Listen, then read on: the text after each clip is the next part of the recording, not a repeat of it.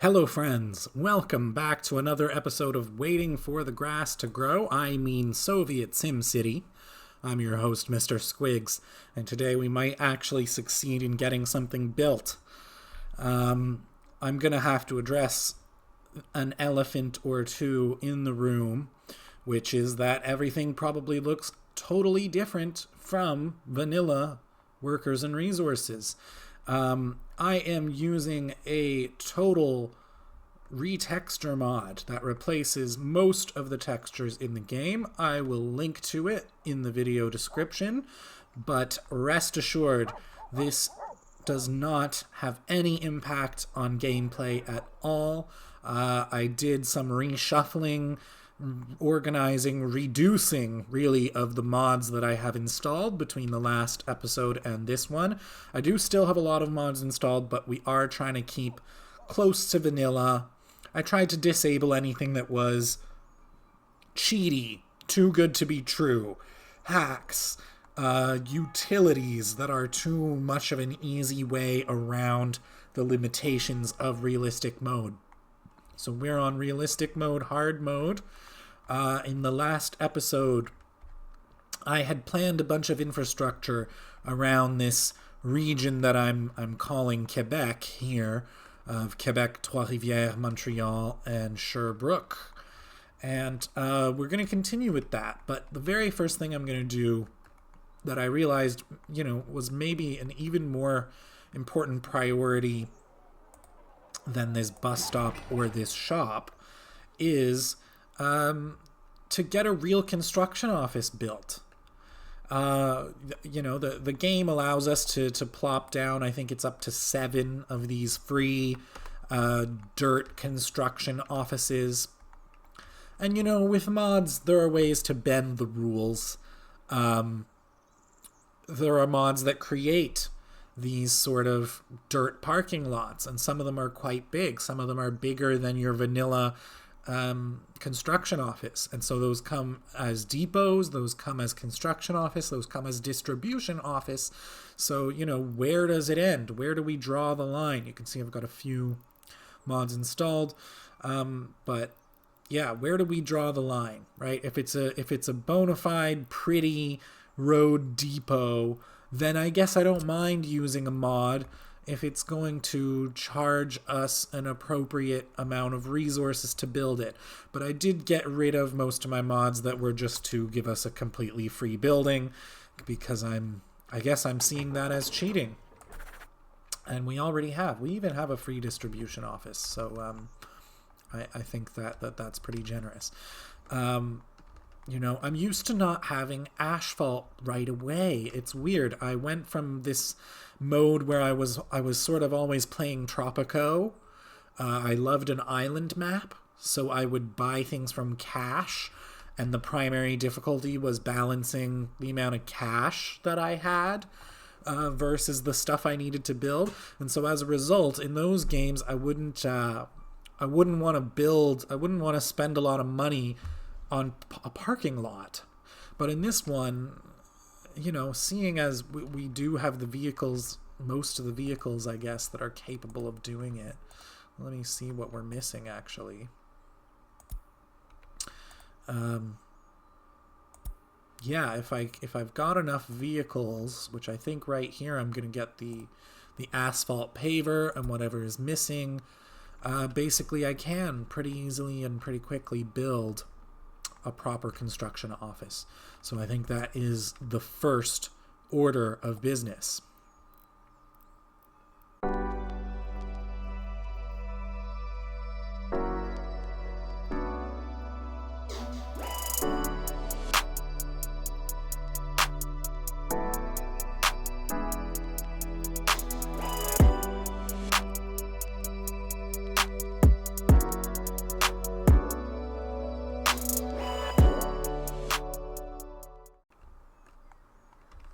Okay, so in the end I opted for a basic vanilla construction office. We're going to make sure that's a high priority. We're going to make sure its driveway is a high priority. And I am imagining, you might notice I tend to I gave it a bit of a driveway. I'm noticing these rail lines to the depot on this side, and maybe they could snake past here someday, but basically everything here is temporary infrastructure. That all could get eliminated someday. I'm sitting here hoping that this larger vanilla construction office will have a useful life beyond the rest of these dirt parking lots. So I did imagine, well, what if this becomes a double road, a highway? What if we need a power line in? Whatever.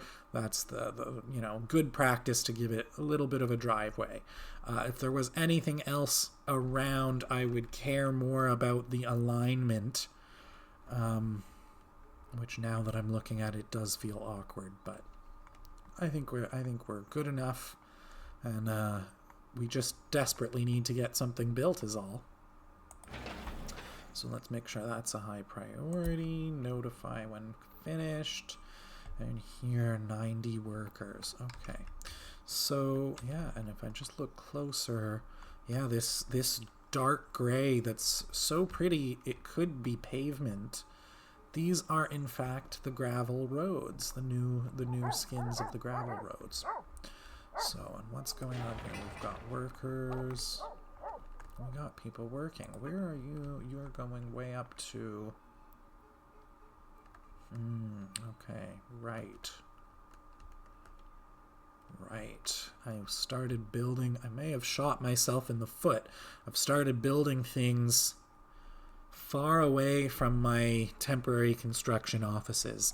So I'm going to be sending vehicles out a bit further than I'd like. It's just going to take a lot of game time, a lot of days. Every day that passes could be costing me here.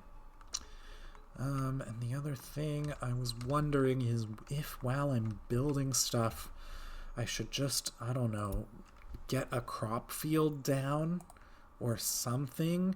I'm not desperate to have the crops. I'm just trying to avoid waste of my labor force, most of whom have nothing to do and are unemployed, and turn it into something useful. And since I already have the crops, unfortunately, they're dirt cheap. They won't make much money, but better than nothing. And it is a building that I can just plop down. It's more so the farms themselves, right? If I... yeah. I think without a farm built... Yeah, without a farm built, I don't think a field will do anything. Well, there's only one way to find out. Field is not assigned to any farm. That's what I thought. Well, we'll keep an eye on it. We'll see if anyone ever goes here. Maybe I'll turn it down so it just doesn't suck all the workers in the area. But if they're going to turn up and sow this field by hand, then there might be some possibility of sending a covered hull to try and pick up crops later. Well, I'm just experimenting here. People are probably going to tell me, that's against the rules, but we'll find out. So let's zoom in here. This is the texture of the beautiful roads that we're going to have once we've paved everything. It's a bit of a darker color for that asphalt. And what? Too many criminals. I'm shocked. What else is going on? Not happy. Of course they're not happy. Not happy. Of course they're not happy. Okay, we've got an excavator. Village house. Loyalty too low. Yep. All absolutely to be expected.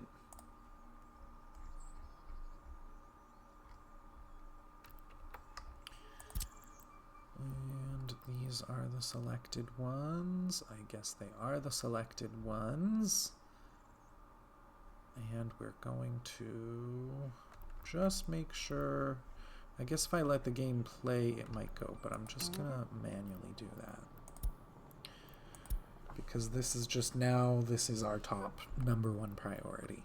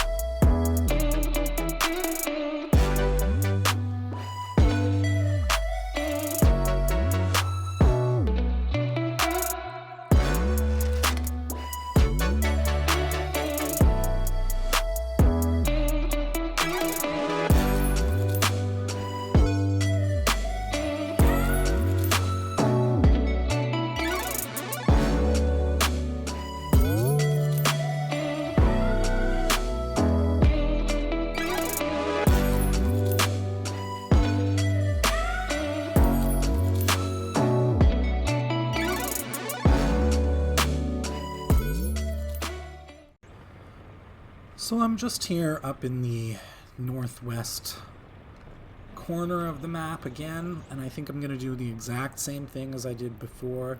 We're just going to plop down another vanilla construction office wherever we can get away with it, hopefully without doing any terrain changes.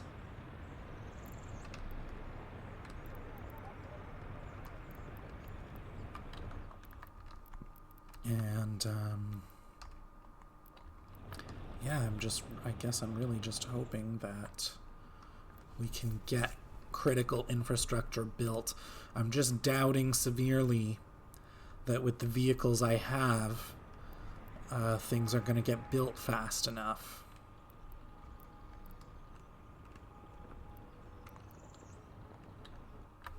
And I can't see anything in the dark. Might wait for daytime and take a little pause.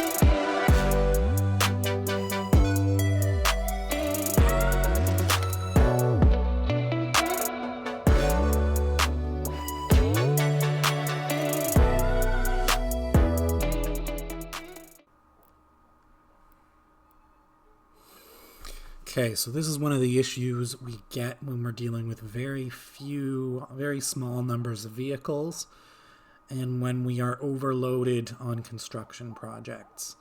As soon as this construction project will have reached the top of the queue of one of these offices that had the equipment it needed, they will have sent a truck to deliver this already. Just like workers go to it within the limit, they're getting those things ready to provide the work days, right? When resources arrive, they don't get assembled automatically. You need the work days. That's what they're for.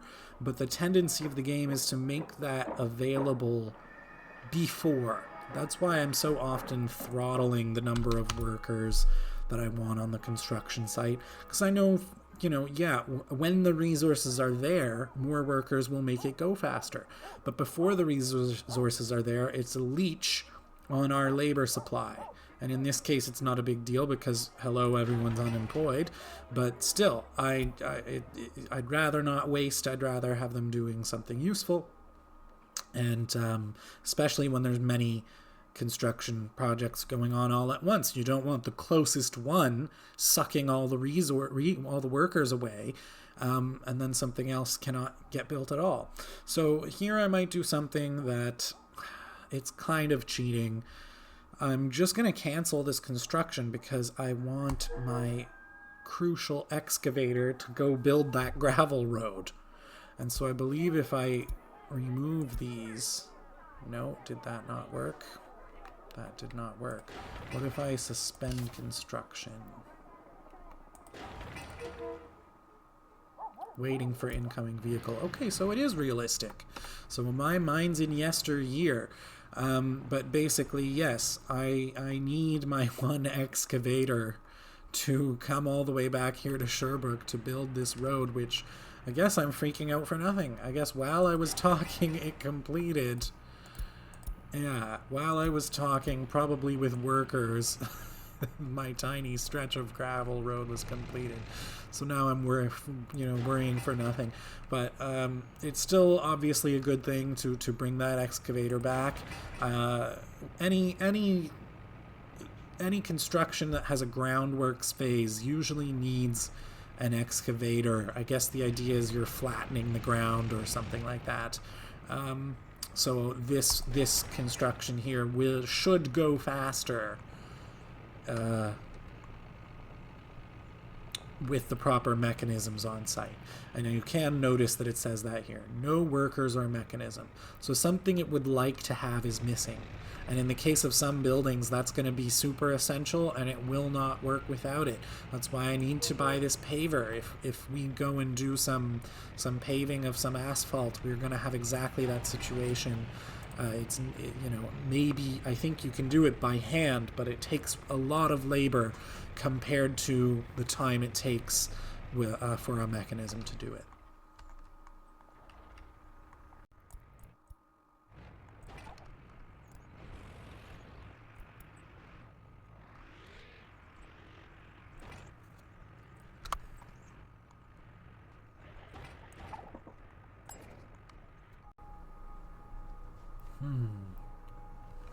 Okay, so that's something that happened a little bit faster than I thought it would. So we are successfully... Maybe I should max this out more close to it. The capacity of citizen facilities is reduced when they don't have what they need. In this case, there is no water. I think actually electricity is up and running here, which is good. But there's no drinking water, and the garbage container is already overfilled. And it's surprising how fast that happened. So let's see what we can do about the garbage.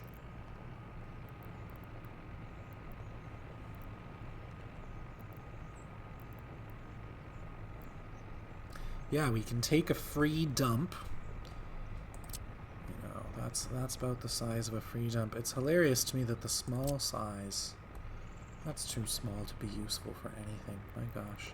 See, all these modders have come up with these enormous sizes because you really want to, talk about being realistic. That's realistic. Landfills are massive. But yeah, I am going to take a vanilla free dump, because that's the situation we're in right now. And I'll stick it along this dirt road somewhere.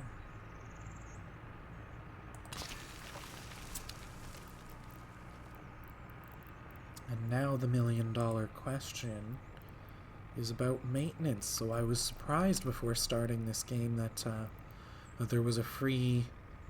There it is. There's what I need. There's a free version of almost everything that's a parking lot. And you know what? Now I'm really glad about that. That was smart. At the beginning I thought this is some weird part of the challenge that I can't, at the start of the game, get even a basic parking lot for free. But of course we can, and so if we can do that, we can take a free technical services, and we'll just buy one small, cheap garbage truck. Where does mixed waste go? It goes here.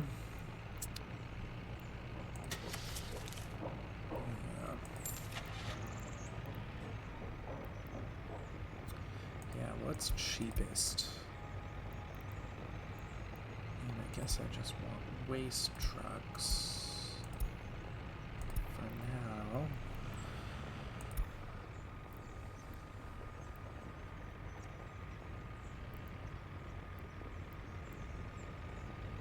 Yeah, that's a mod. Saves you a bit of money.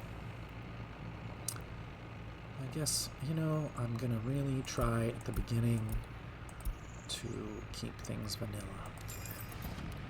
Just get one little garbage truck. And let's check its range. There we go. It should cover the town at least. And for now, that's all we need.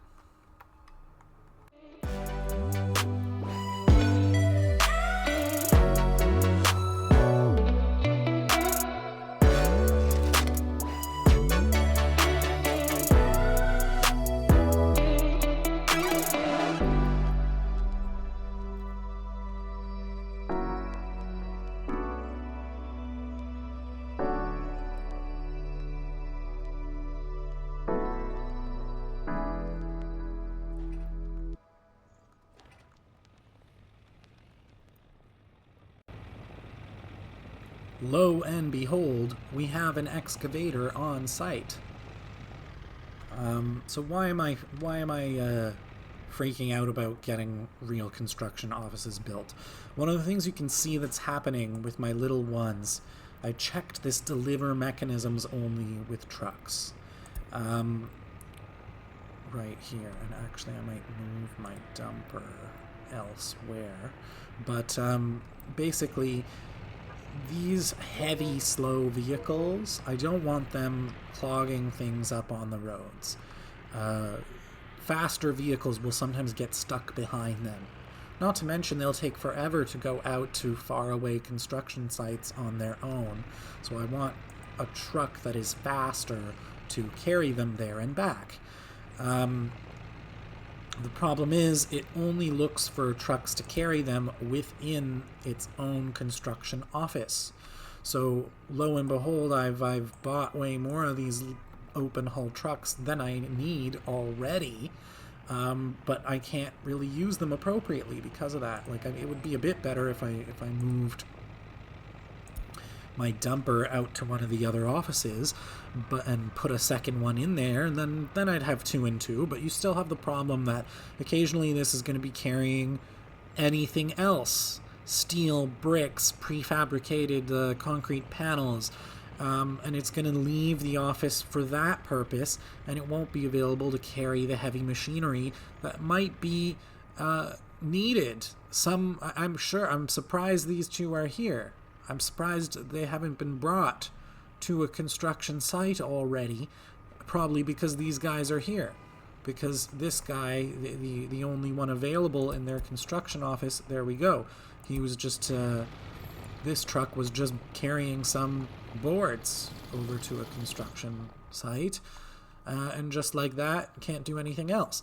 So I am really eager to have a bit of a bigger, the small size of these with only the 4 parking spots. That's a real downside. It would be better if we could work around, combine these into 3 and have them work as 1. Then it wouldn't be so bad. But that's really what we want here. There is a savings, there is an efficiency in pooling all of the vehicles, pooling all the resources in here. Because then we're going to know. Right now, I don't really know. I'm joking that I bought more of these than I need. But we don't really know if we have enough of these or too many of these. When they're all together, we'll know. If there's no open hulls left at all, well, then we need more, especially if there's mechanisms in there that might need them to get transported. So when, it's just the easier way to do balancing and really to make these crucial purchasing decisions about these vehicles early on. I want to have, the vehicles are my bottleneck in terms of finishing these construction projects right now. Workers are actually not the bottleneck. Got a station full of them right here. They're at every site they can reach. This site, it needs resources. It needs asphalt. And we're still at groundworks. It might need that paver. It might need a roller, which I haven't bought yet. But the easiest way to know which vehicles are in demand is to actually have them all in the same office. Because the vehicles that are not in demand, well, they're going to stay parked right there. And I cannot tell here, right? I cannot tell in this setup whether this guy, look at this SKD truck right here. I'm wondering if he's idle because no one's ready to receive resources, or no one's able to receive mechanisms, right? If I moved the truck to this one, maybe this truck would leave right away to bring this mechanism somewhere. I don't know. And it's tricky because you have vehicles. Every vehicle is used in different situations, some more than others. So these 2, for example, I think of as utilities. Road cranes and covered hulls. Not every construction needs these, and they tend not to need them very much, right? The things that a covered hull transports, it's generally a lot fewer units. It's a lot less tonnage than what the open hulls carry, even though it's basically the same truck. just because of the nature of what they bring. It's things like electronic and mechanical components, usually. And yeah, most of our constructions will need some of those, but in reality, they need far fewer than these. So for your typical construction setup, there's a lot of vehicles you only need one of. But then there's vehicles that, especially early on, especially if you're doing a lot of road building, for example, like the open hauls, like the dumpers, you need a lot of them. And it's way more efficient to know exactly how many you need, if they can all be parked in the same office, and they all have the same routing rules. We don't have to worry as much about each of the disparate offices assigned to a construction or not. We can know already if there's just the one, whether it's assigned or not. It's a little bit easier to keep track of things like that. So I am going to leave the game running. I am going to hope that these get completed as quick as we can. And what do we really need? Bricks, boards, and steel. That's what's left here. I should not be throttling at all. And so far it's not complaining that there's no asphalt paver. It's doing just fine. So let's head on back up to Windsor. Oh, and yeah, there is another reason that I'm obsessing a little bit about getting these construction offices built. I want to respect the limit the game has for the free ones. I only get 7, where in this example, 2 towns can have 3. So what I'd love to do is get these built and demolish all the old ones so that they can be rebuilt further inland, closer to future construction projects where they'll really be needed. And you're already gathering garbage. Excellent. And how overloaded are you? Right now you're not overloaded. Okay, great. But are you all producing garbage? That's why. Everybody's producing garbage. And we have no infrastructure for collecting garbage yet.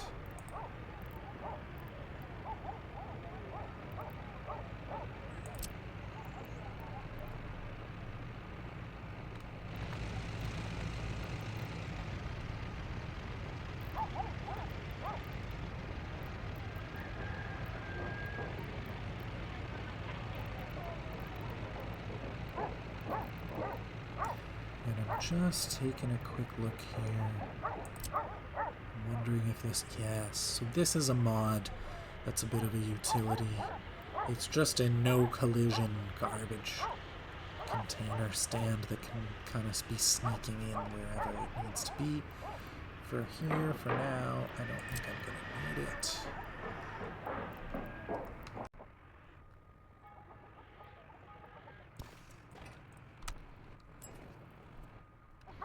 But I do need to get a garbage stand built because look at that.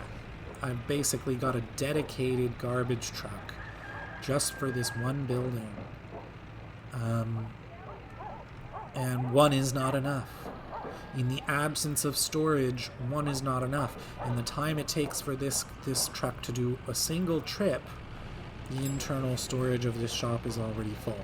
And to make matters worse, it's a terrible use of resources here because, you know, I'm carrying a tiny fraction of what the truck can carry. So especially early on like this, it's better to have some storage where waste will accumulate, where the truck only goes once in a while and picks up all the garbage once in a while. And that's something that never used to happen. I'm noticing the queue out front of people waiting to be served. So yeah, maybe I should max this out, which is kind of bizarre. This is something that doesn't make tons of sense, but I kind of get it. When you don't have what the facility needs to run, it runs at reduced capacity. Fine. But I don't see why throwing more workers at the problem is really going to fix that. you know.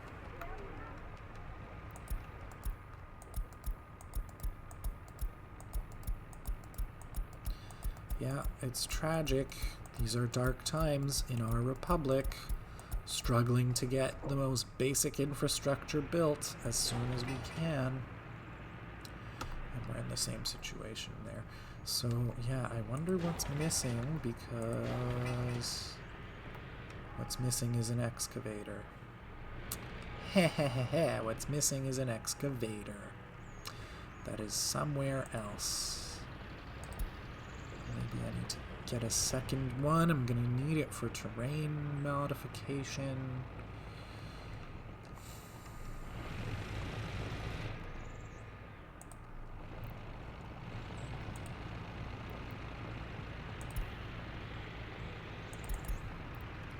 Where are you? You are building a power line. And I really question if that's the best use. I think I'm going to buy a new one. We're going to need plenty of these. It's not a waste of money at this stage.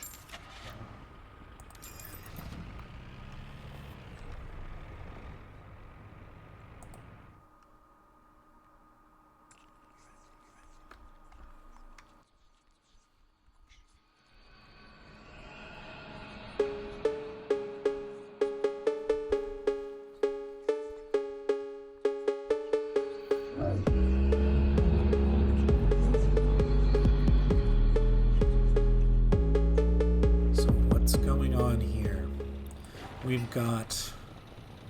Okay. So see, this is, this is one of the reasons I was so eager to get an excavator out there. I think it was more or less essential, couldn't necessarily be replaced with labor. Maybe the road crane can be replaced with labor, but it's definitely going to speed things up. See, we've only got one single human worker on this construction site, but already most of those bricks being added are going to get processed pretty fast. And actually, we need more workers there, but I assume I have a bus, right? I assume, in fact, that I have 2 buses and workers for them to pick up.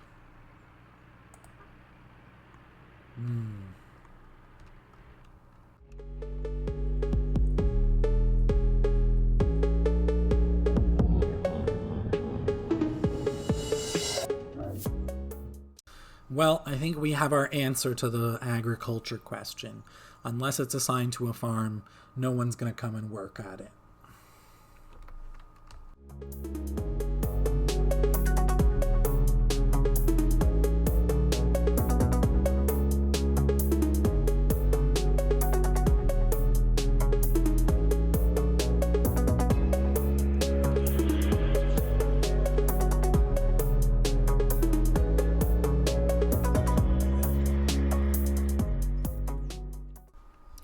Okay, we've got a classic car available.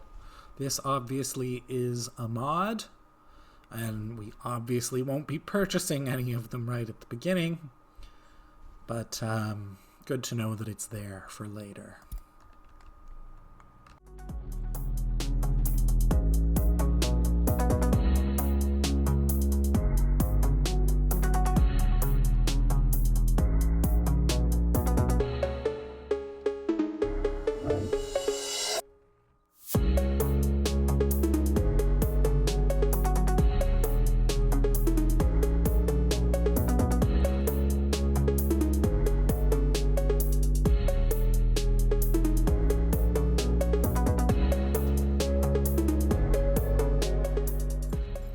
Okay, so down here in our Quebecois region, I'm also buying a second excavator. Like I mentioned, we're going to need a couple of those at least. I don't really see it as anything of a waste, but I'm not buying it into a construction office. I'm buying it into this road depot.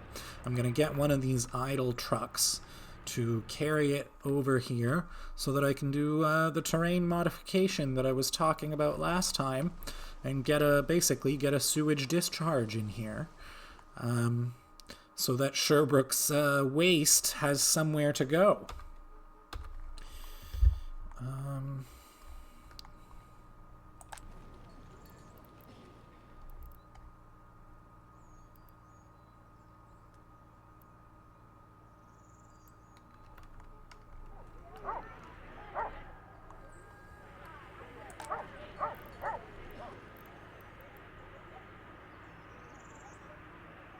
Okay, that's interesting too. I assumed the buildings were automatically complaining that they don't have sewage access. They're not, yet. But I suspect it's because they have no clean water access, no drinking water. And I assume that once we pipe drinking water into their homes, then there's going to be a consistent stream of wastewater that needs to go somewhere.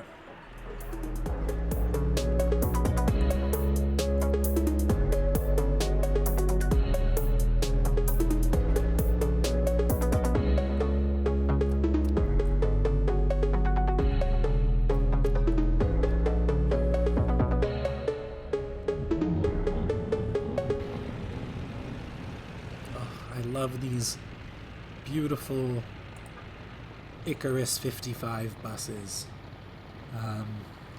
This is from an old mod. I think it's not even on the store anymore, but they're an old Hungarian design. They do not go very fast.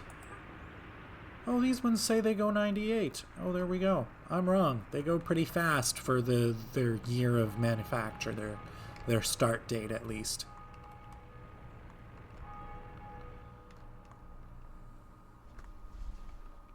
Okay, maybe the other side is done with its excavators. Because if so, yeah, it's also reached the other stage. So we could have a free excavator, or it's gone off to another project already. Okay. Well, they're both building this power infrastructure. This power to nowhere. Why was I building power out there? Because I've got a sewage pump. Right, but same thing as Sherbrooke, we don't actually have our sewage discharge.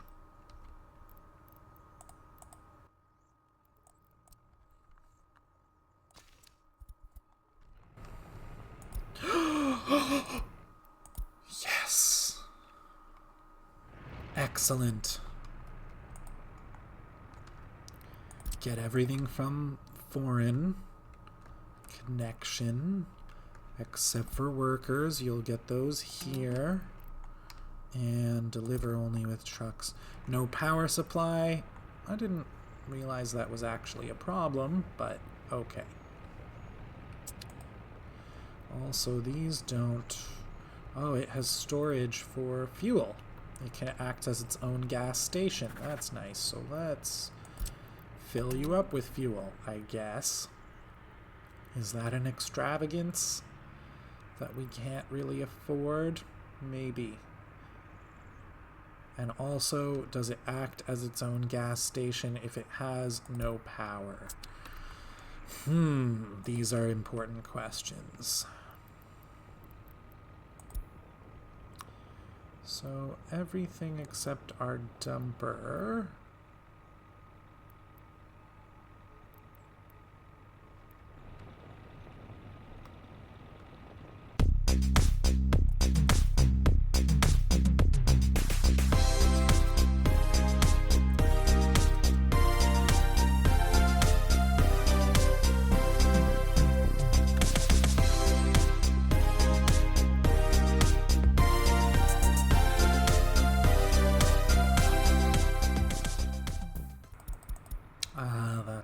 Okay, I was wondering why is this office not auto-assigning anything, and that was why. And actually what I might do is everything that hasn't even started yet, we will cancel.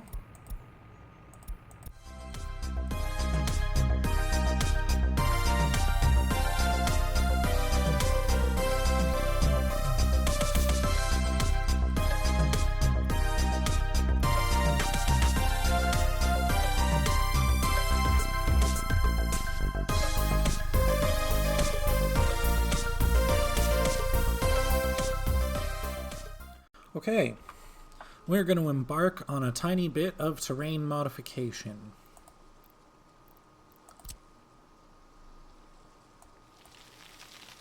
Free bulldozer. Are you kidding me? What if I'm smoothing instead of bulldozer? Bull. What if I'm averaging? Bulldozer. I could have sworn it was an excavator. What's going on?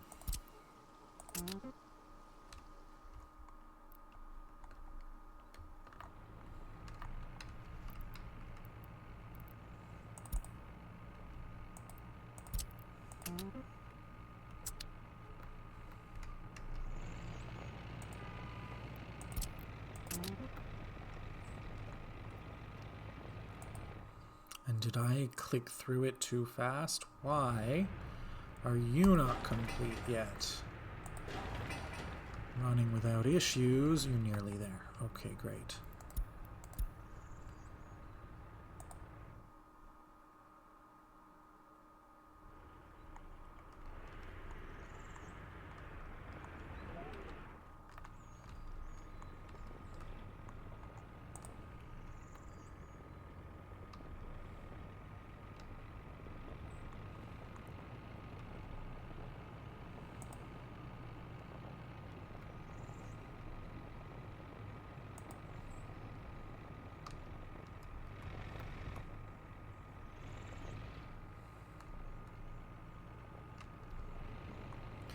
Okay, so here's already, even with this tiny number of vehicles, we already have good data on what we have enough of and what we don't have enough of.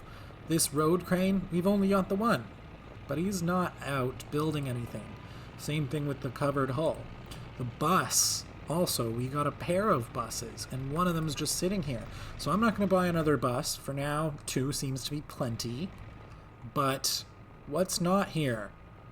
Dumpers. We got 2 of them. They're so busy, they never even come back to the construction office for me to reassign them to here. They're just constantly busy. That's true of 3 different types. The mixers, concrete mixers, and the open hull trucks. So we're going to buy just a couple more vehicles here.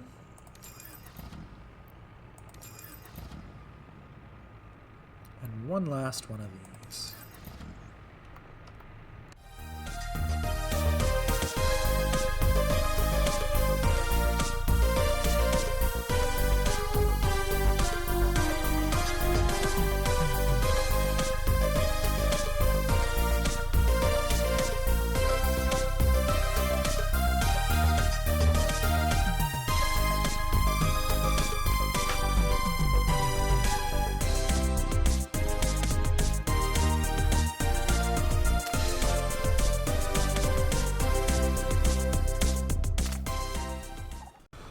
Wow. Look, I'm not an advocate of demolishing people's homes, but I am astounded by what the city of Windsor allowed to take place. Allowed the construction of a tiny little, admittedly cute little brick house right in front of the main cathedral. Either that or they allowed the main cathedral to be built behind somebody's house. I mean, it appears people still have access, but wow, I think in a distant future where not everybody's dead, we may need to do some serious cleaning up around here. And I'm realizing I stuck some water infrastructure right in the middle of what could someday be a thriving downtown. But we're desperate. Desperate times going on here. Desperate measures.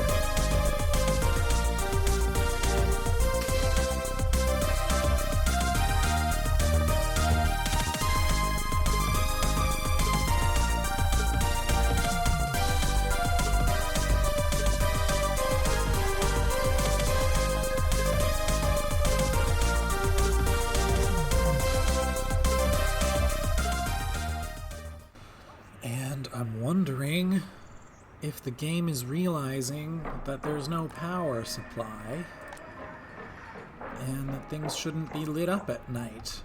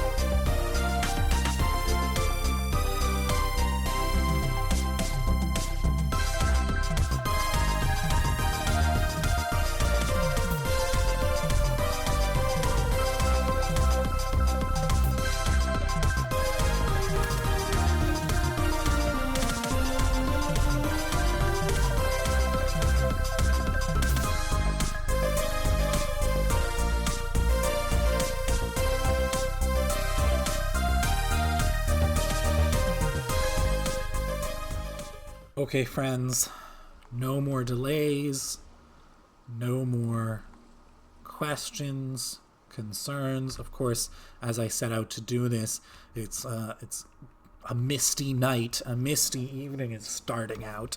But no, we gotta get some gentle terrain modification done here.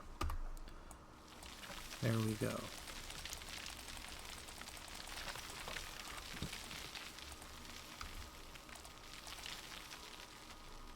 And we'll see, maybe that's already enough.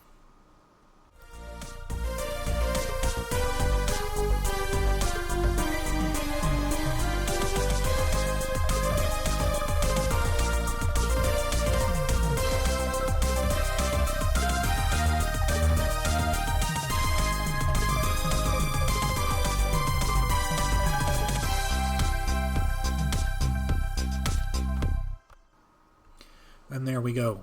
We've officially got all of the sewer system designed for Sherbrooke, at least. And we'll see if, when, how fast any of that gets built. But for now, we're done the train modification there, and we could consider, I think for now, the bulldozers also don't tend to be hugely in high demand. So for now, I may just send this back to the construction office. But we may want to reserve one of these later to go around to all the various places where we need terrain modification and just plop down a little parking lot each time. Right, this I don't even need anymore.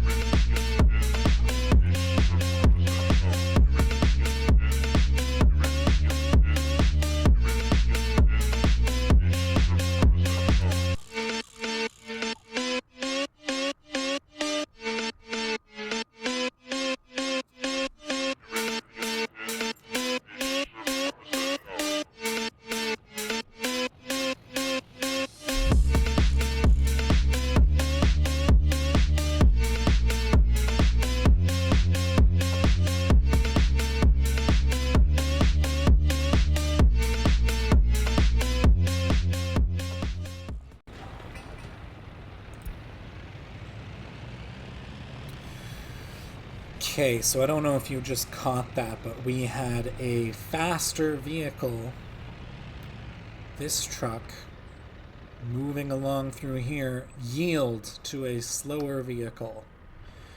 I'm a bit surprised this isn't already implied, but what I want to do here is just put some signage just to specify that in fact this is a driveway and vehicles coming out of the driveway should yield and leave the right of way for vehicles just moving through traffic, moving up and down this road.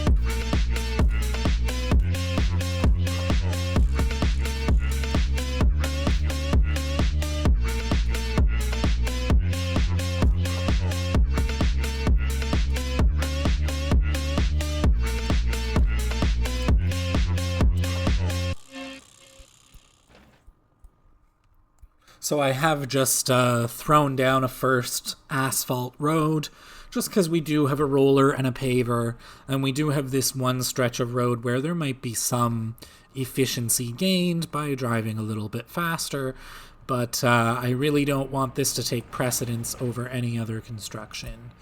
Oh, these got split in two. Yeah, I was assuming low priority, you know. Yeah, I was assuming that some buildings need a roller and a paver. Not all of them. I was under the assumption that parking lots and construction offices needed them, but I seem to have gotten these construction offices built without the asphalt pavers actually being used. So as long as they're idle, they shouldn't get brought there until other vehicles have a break and have a chance to bring them there. But, as long as there's nothing else that needs it, they'll get brought there. Resources will eventually get brought there. But maybe we need more dumpers. It's just, looking at this, our machines are getting tied up by slow resource delivery. So I really am thinking we need more gravel and more concrete, more capacity for those. And it always surprises me. I don't want to be too quick to buy too many vehicles at the beginning, but man, I've got 3 dumpers, and that's not enough.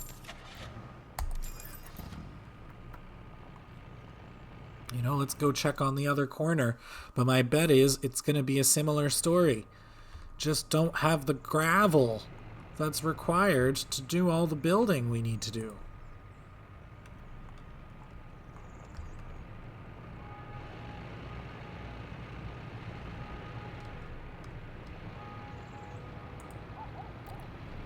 Yeah, our concrete trucks can get the concrete in, but we just haven't got enough dumpers to expediently bring the really large amounts of gravel that we need for this. Okay, this is finally here, so let's do some more terrain modification.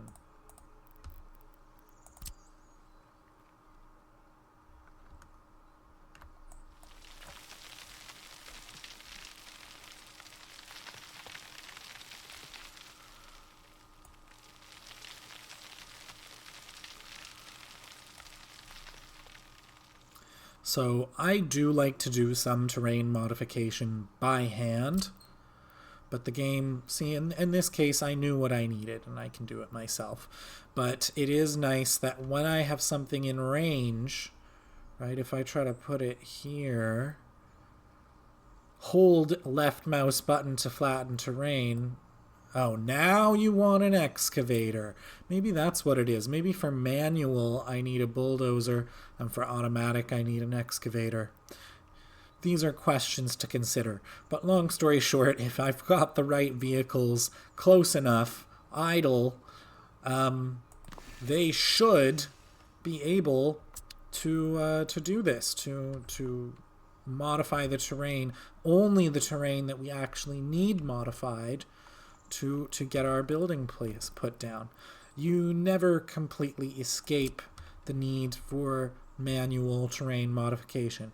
For example, well, actually, maybe I could do a really steep one, but this hill's too steep for roads, and the pedestrian paths are a bit more generous, actually, which is what I was getting at, because this building uses a pedestrian path, not a road. But still, for realism's sake, I'm gonna smooth out this hill a little bit, because really it's a little bit too steep for roads and pedestrian paths going up it.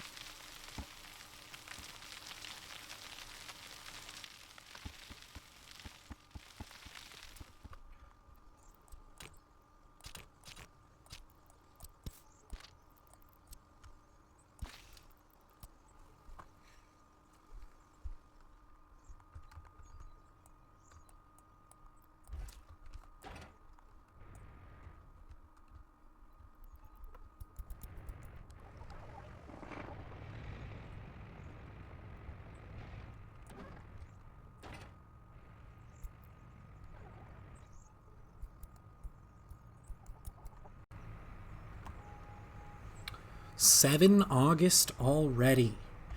Okay, I want to take a look at some statistics here. So there we go. First, we'll take a look at population statistics, and then we also need to talk about money. I've been a real spendthrift, spending freely, and we're going to see exactly what's what about what. First of all, not a huge surprise about our population. If we rewind the clock to the end of February, we had 15,500, 15,600 people are escaping or dying, running away from our republic. Today we're actually under 14,000, 13,800, and you can see this gradual decline. The good news is it's not a super steep decline. It's not a crash on the short-term time scale. We may come back in 10 years and look at this same graph and realize it will look really sharp. It will look really steep, and we'll say, wow, what was that crash right at the beginning? But in the middle of it, it is actually more of a gradual decline. I think of it as decaying. Our workers that don't have what they need, they decay away. And what's really happening to them? As soon as it's done auto-saving, I'll show you, because we can track deaths and what do they call it? Yeah, we'll take the all-time population. Okay, and it's really mainly workers. Average lifespan.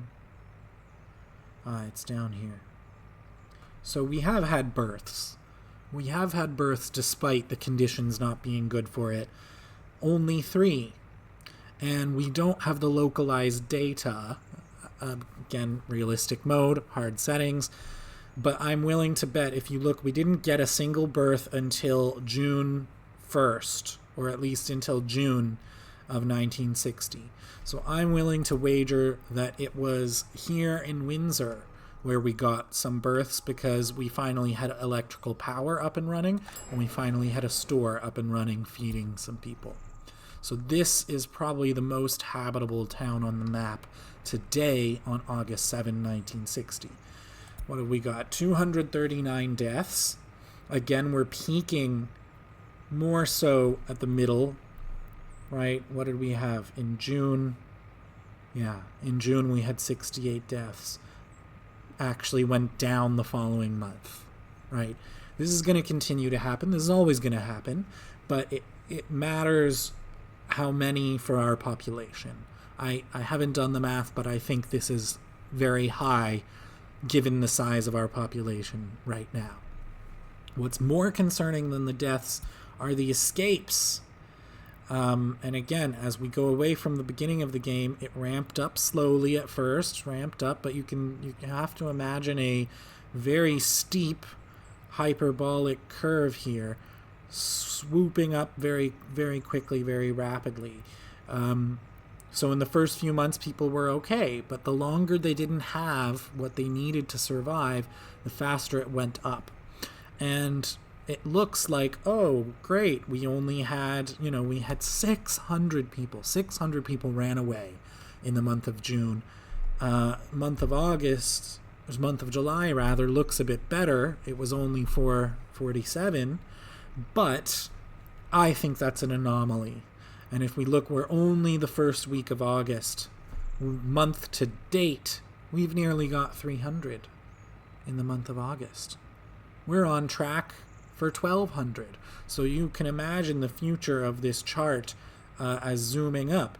I think once we have shops, once we have at least shops with food in most of our towns, that death rate is going to start to level off and go down and become something more normal for our population. But in particular, it'll be offset by births.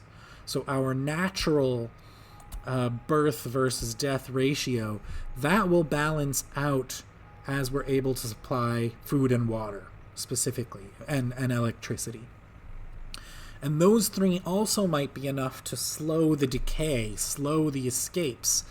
But stopping them entirely, it's going to take some time. People are going to want it to be a nice place to live before they stop moving out, right? And so let me see about this population here. They're claiming 0 have any electronics. And I did go to the trouble of staffing with electronics, but people don't have power in their homes. Why would they buy electronics if they don't have power in their homes to use those electronics? So makes sense that none are getting consumed. And didn't I say notify me when you're done? We got something built here. So let's go here. Oh, it's going to be automatic. It's going to be automatic, but is it going to wait till it's full? It's pretty much going to wait till the garbage stand is full. So actually, I shouldn't worry about you telling me when you're overflowing. We have no waste separation yet. It's not an option.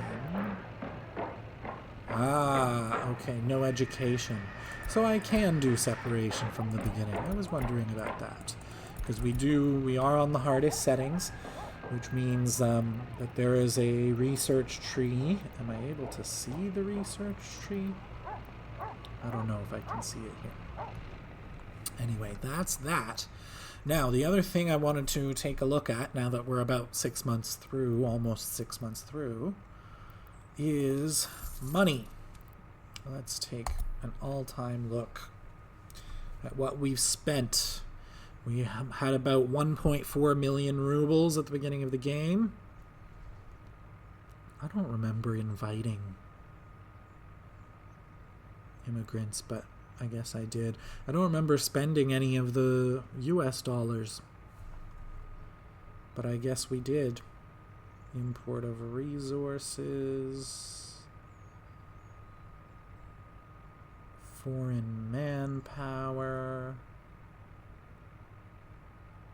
Yeah, at one point. Oh, it's power. Oh, of course, I'm hooked up to Western power. So I better be careful about spending my US dollars. I'm going to need them to keep the lights on in the city of Windsor. Okay. That's what that was.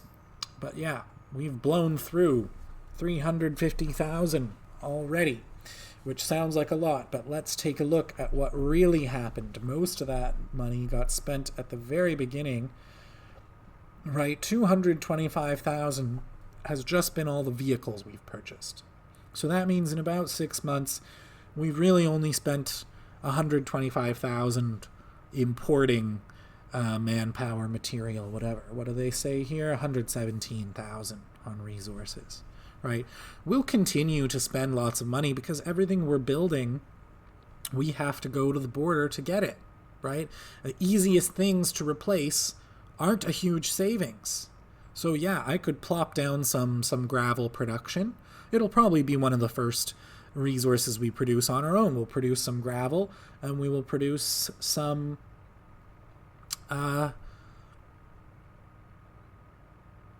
crops. We'll produce easy things that are easy to mine and grow without tons and tons of built up infrastructure. Eventually we'll get to coal, and that will be a game changer. Every block of coal is a goal. So yeah, that's, I'm just trying to see if we're going to crash and burn come December and be bankrupt already. And the long story short is that we probably won't be. Yes, we've spent a third of our money. A lot of it has been, 2/3 of the money we've spent has been on vehicles. We're not going to buy vehicles at quite the rate we have been buying them. And if we go in and take a closer look at what we've been spending on, actually our all-time expenses, I am so surprised. Anyone who knows anything about the developed world will know that what happens as you develop is that your cheaper resources, your simpler resources, get cheaper over time, and your advanced resources are what cost you.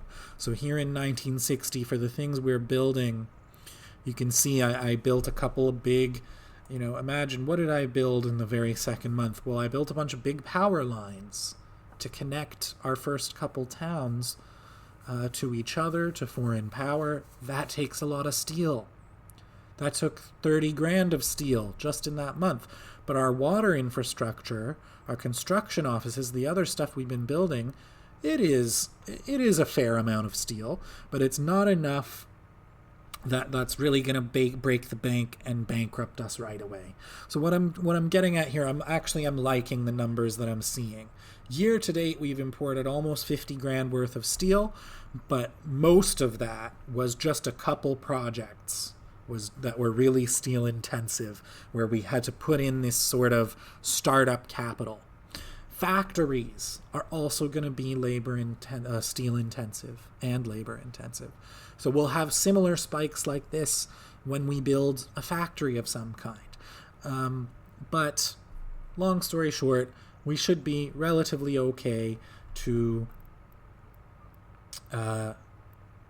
sustain this level of spending, at least, let's say, the next year.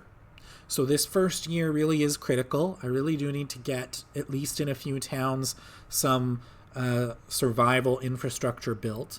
But eventually, maybe in the later on in the year, maybe as we get into autumn, we're going to want to plan and build some kind of production of something exportable. Because we will need it. Otherwise, eventually we will go bankrupt. With the one shop year to date, what have we spent? Really, it's only 3 months of spending. Only 2 grand. Only 2,000 rubles on food. This is never going to bankrupt us, right? We can go $2,000 over 3 months, right? Let's do a little thought experiment here. Let's assume we have 5 shops instead of 1 running. What was our highest month? Our highest month was $800. So, let's make it easy. Let's assume we have 4 shops. I'm rounding, but it's going to cost about $3,000, $3,500 a month to keep those shops open. So let's expand a little more, 5 or 6 shops. We're not going to touch 5 grand a month to keep those shops stocked with food. Okay? So in other words, importing food is not the most expensive thing we're doing here. Far from it. It's the fuel that's keeping our vehicles running, especially at the beginning, right? We filled up all our free gas stations with gas, right? And now we've just been replacing.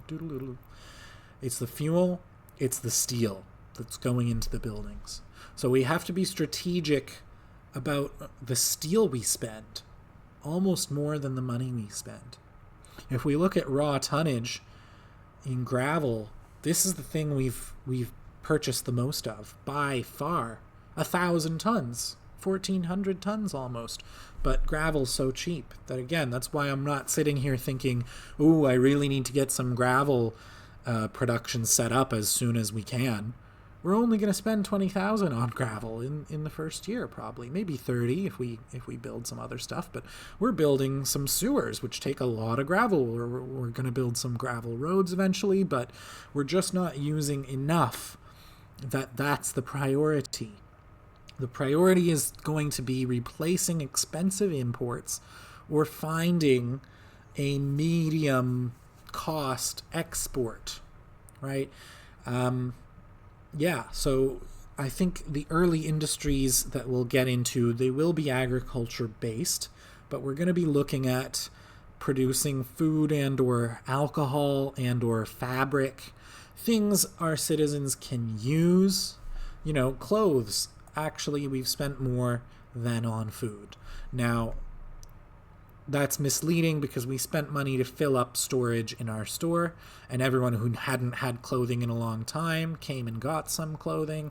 But in reality, I've kept it down to like 1 ton here because people don't go through clothing very fast, not compared to the food. It does cost more though, per unit. So let's also go and take a look at the exchange rates. We'll see about this fuel, right? So the US dollar is a little weaker if we're just looking at fuel. We got to spend more dollars. And I think that's more or less historical, and it's more or less going to align with most of the things we see. Some things more than others. Where you see a gap, when there's no gap, that is maybe an overpriced product in rubles, and when there's a big gap, it's a bit more appropriate. So I'm not an expert, I don't know, but if we go through these just pretty quickly, you tend to see a decent gap. The red and yellow lines are the ruble prices, buying and selling, and the blue lines are the Western prices. So for most products, there is this gap here because in actual fact, at this point in time, the ruble is stronger than the dollar, so you're spending fewer of them per unit that you buy. Right? So let's go and find some gravel. For those bucket loads of gravel we're buying, they're only costing 8 rubles. They would cost $10 if we were to spend the dollars on them instead, which we might have to when we run out of rubles. The fuel is where I'm tempted to say maybe I should be taking a longer trip over to the NATO border because there's much less of a gap here that I'm seeing. The buy price for ruble is overlapping with the sell price for dollar.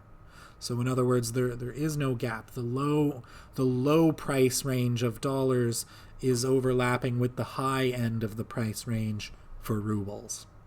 So that gap isn't there. We're approaching parity. But we know every other product is not at parity. It's only going to be some. I bet if I go to oil, that'll also paint another picture. Wow, no gap at all.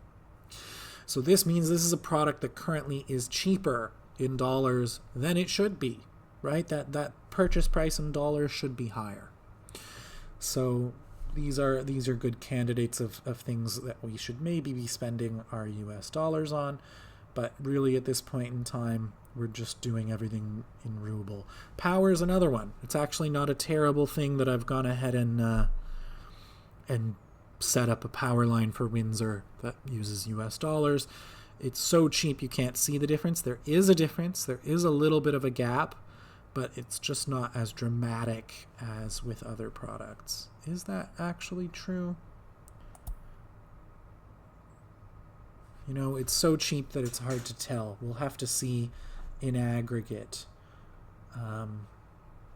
But we'll know. We'll know in the future because in the future we'll have a bunch of towns all hooked up to power, and we'll be able to see what we're spending on power in ruble and what we're spending in US dollars. I also like to come in here because it's good to get a sense for what's a cheap import right? And what do I mean by that is, yes, we're going to be an agricultural society at first. I'm going to put farms, use up whatever excess labor we have, right? Any excess labor is a waste. And if we, better to use it inefficiently than not to use it at all, right? I've got to, this is the nanny state simulator here. I've got to try to feed these people and get them water and power infrastructure, whether they're working or not. So any unused labor is a waste. So eventually I will set up farms and fields all around the towns, just so that extra workers who have nowhere to go have some workplace to go to. But in reality, those aren't going to be very efficient uses of labor. Eventually, if we can afford the fuel, we should mechanize. I should be building little farms, buying combine harvesters and tractors to automate the crops. Automate as much as we can the production of really cheap goods. What we want our labor for is factories. We want to industrialize. We want to produce food and alcohol, A, so that we don't have to import it, and clothing perhaps. A, so that we don't have to import it, and B, so that if there's extra, we can export it, right? And there's even an argument to be made if we look at what crops are going to cost. They're going to cost, 16 tons. We'll just do a quick thought experiment here. I'm almost done with this spiel. But if we go to food, for example, a vanilla food factory turns, let's assume we have water infrastructure. That's a sunk cost.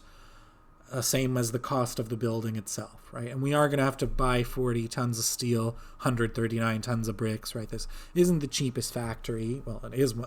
It isn't cheap compared to other infrastructure. It is among the cheapest factories. But basically, it's 2 to 1.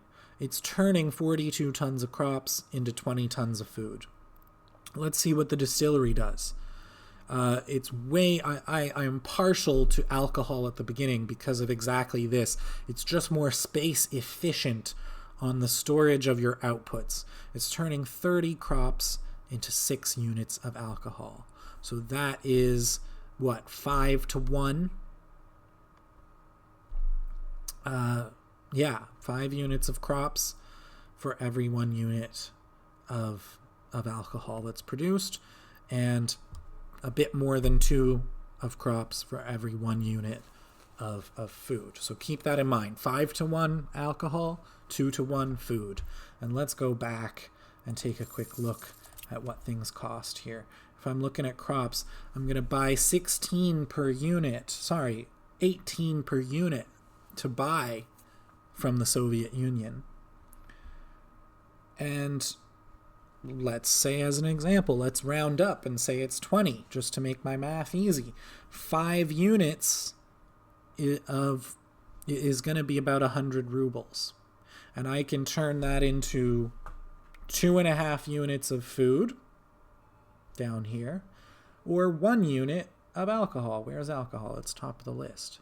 But look at how much higher the sale price is. 100 rubles worth of food will become 250 rubles worth of alcohol. It almost doesn't matter whether the consumption is domestic or foreign, but already you're going to see that there's a big savings there compared to importing it. Same thing with the food. Let's see what the equation is in the food. It's not quite as good, is it? 100 rubles is going to buy us, what did we say, 5 units of crop? And we are going to be able to turn that into 2.5. So actually, it's almost identical. It might even be slightly superior to alcohol, because that's going to be 2 of these is 240 plus the half, another 60. It's going to be almost 300 rubles. Oh, I keep looking at the buy price, 111. But it's about the same. somewhere in the 250 to 300 range. The math doesn't have to be exact. That's one of the things I like about this game. I'm rarely getting a calculator or a spreadsheet open in this game. Ballpark math tells you everything you need to know. Because if we are worried about differences of 1% and 2%, maybe those will matter when we have a big economy and a big republic. But at this early stage, if we are depending on a 1% difference or a 5% difference in the price of something to know whether it's worthwhile or not, it's not worthwhile. There's some cost, there's some hidden cost we haven't factored in that's going to blow that out of the water. So the ballpark really does it for you. You're getting, you're getting about 2.5 times to 3 times. That's your ratio that matters. So you have to make sure your water, your power, your fuel are cheap enough that they're not going to overburden that expense. But I know it's a safe and profitable thing to do, to plop down an alcohol distillery or a food factory within a reasonable distance of this town and get all my workers into that facility, even if I have to import the crops, even if I'm not producing the crops myself. Still worth it. Still going to be more than doubling my money. So that's really the priority. I'm not super into making everybody go work on a farm. When I can afford the vehicles, yeah, we'll automate. We'll build some farms. We'll build that infrastructure that we need to get the farms working. By all means, if we can produce the crops ourselves, we should. We have no shortage of free and empty land here to do that. But that's not the priority. That's not the number one priority. The number one priority is civil infrastructure, survival infrastructure, water, sewage, power, food distribution, goods distribution, heating, I guess. I assume my stores want the heating for the winter time. People can actually heat the homes themselves, but they're going to produce pollution to do that. But, suffice it to say, people aren't going to die off in the very first winter. They might complain, I may have to max out all my shops to keep people coming through. It's going to be just like now. It's going to complain that there's no water or no power, and it's going to throttle how many people can come and be served at once. But I do think we can survive a first winter even without heating infrastructure. But ideally, we would also get heating infrastructure. That's part of my level 1. All these networks, and in fact, waste. I didn't even talk about it. All of these networks are going to be essential. Level 1. Once I've got those, we're going to want to branch into things that are needed for residential areas. Children, schooling, and kindergartens. And really the step 3 is to get some production set up, to get alcohol production, food production, something like that set up. So that's really what we're looking at here. That's the situation as it stands. And I'm hoping we can get most of this done within this first year. Production, I don't know. Heating, I don't know. But essential survival infrastructure, we do seem on track to do that. We'll just have to see how long it takes to get these sewers all constructed. But, some of them are making good progress here, right? We could just be a month away. So that's where we're at right now. It's going to be tight. It's going to be poverty conditions. We are basically running an underdeveloped country here. Back in the day, they would have said third world. We're not even as rich as the non-existent people on this Soviet side of the border yet. Someday, maybe we'll be richer than them. But right now, it's essentially a poverty condition, and that's what we're dealing with. So, folks, I'm afraid I'm going to have to leave it there for now. We'll have another episode for you soon. We'll implement the plan as I've just described it. Keep it here. I'm Mr. Squiggs. This is Soviet SimCity. Thanks so much for watching.